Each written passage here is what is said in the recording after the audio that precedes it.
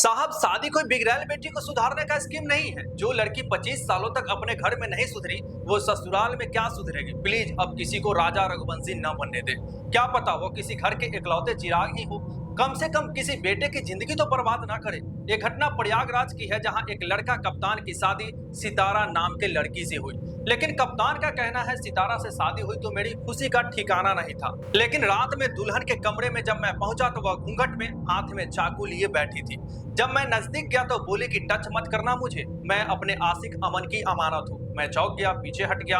वह पूरी रात बेड पर बैठी रही और मैं कमरे में सोफे पर जान बचाकर बैठा रहा। समझ नहीं आया कि करना क्या है और मेरी 3 रात ऐसे ही बीती।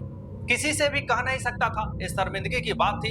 लेकिन ये बातें बहुत लंबी हो चुकी थी। अखबारों में कई केस बढ़ चुका था जहां पत्नी अपने पति को मार डालती है। मुझे लगता था मैं सोया तो कहीं ये मुझे भी न मार डाले। वो आधी रात के बाद सो जाती थी, लेकिन मैं जागता रहता था। जब भी हमारी बात होती थी, लड़की इतना ही कहती थी, मैं अपने आशिक के साथ रहूंगी, चाहे जो भी कर लो।